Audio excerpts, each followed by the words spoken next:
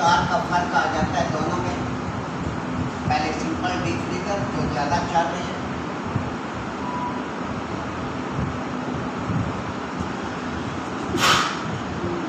Thermostat, power light और temperature light. फिर इसमें कंडेंसर फैन मोटर लगी होती है, क्योंकि इसके अंदर condenser force defence entry type होता है। Condenser fan motor. फिर आपके रिले कोई भी रिले हो सकते हैं, electronic relay, current maker relay, कोई भी रिले हो सकते हैं।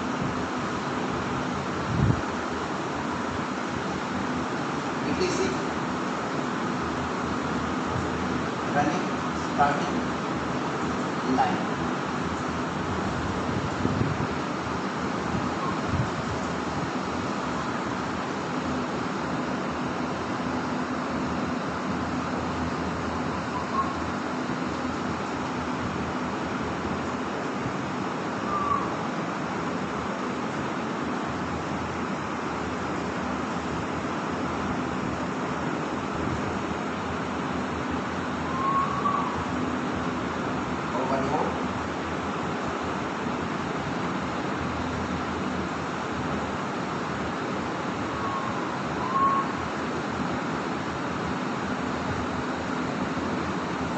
लाइट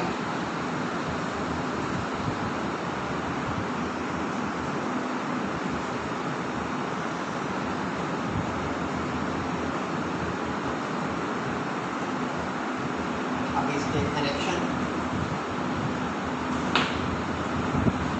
वही चीज़ें जो फ्रिज में है। Thermostat switch, overload relay.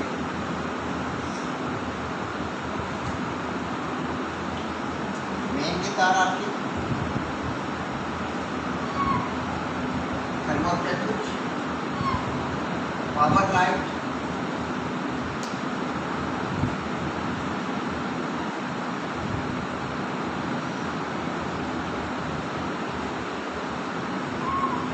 Relay,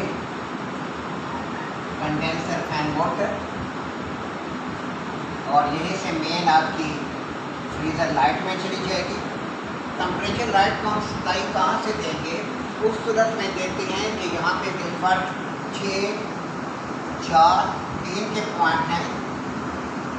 उस सूरत में हम 3 से उठा के देंगे। अगर थर्मोस्टेट स्विच हम बंद करें, 6 और 3 के दरमियान राब्ता ख़त्म हो जाए, यानी मेन के दरमियान और 3 के दरमियान राब्ता नहीं होना चाहिए, ताकि जब राब्ता नहीं होगा तो फेस यहाँ पे नहीं आएगा। अगर राब्ता हुआ फिर आप टेम्परेचर लाइट को पावर नहीं दे सकते, फिर आप 4 से पावर देंगे। अब यहाँ पर राब्ता ये नहीं है, मैं यहाँ पर इसे कट ऑफ कर रहा हूँ, तो ये यहाँ से सप्लाई आप यहाँ पर दें। फेस सारा चला गया आपका अपनी साइड पर।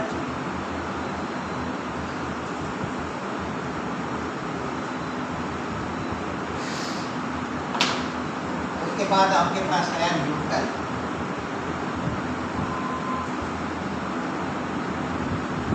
ओवरलोड,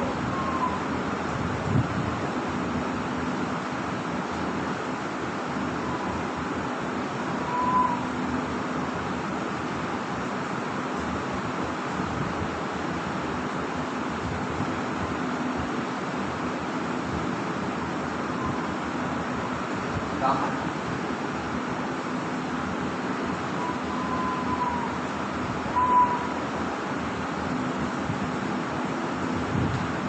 सप्लाई को ऑन करेंगे। 6, 4, 3 तीनों के दरमियान राब्ता होगा। आपकी टेम्परेचर लाइट रोशन हो जाएगी। कंडेंसर फैन चलना शुरू कर देगा। रिले कंप्रेसर को रन करेगी। जैसे टेम्परेचर मेंटेन होगा, 6 और 4 के दरमियान, 6 और 3 के दरमियान राब्ता ख़त्म होना चाहिए। तो जब राब्ता ख़त्म हो जाएगा, यहाँ पर फेस नहीं आएगा, टेम्परेचर लाइट ऑफ हो जाएगी। आप हील में आ जाएगा, यूनिट ऑटो हो गया, यूनिट बंद हो गया है। अगर 6 और 3 राब्ता देते हैं, फिर 3 से आप सप्लाई नहीं देंगे, 4 से देंगे, ताकि जब ये पॉइंट जुदा हो जाए तो यहाँ पर न्यूट्रल आ जाए और आपकी लाइट ऑफ हो जाए।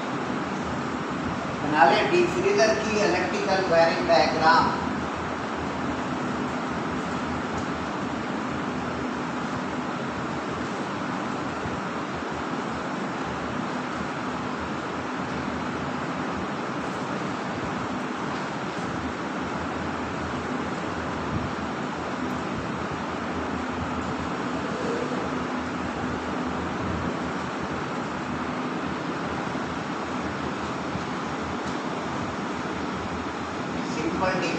एडवांस डीप फ्रीजर है उसका,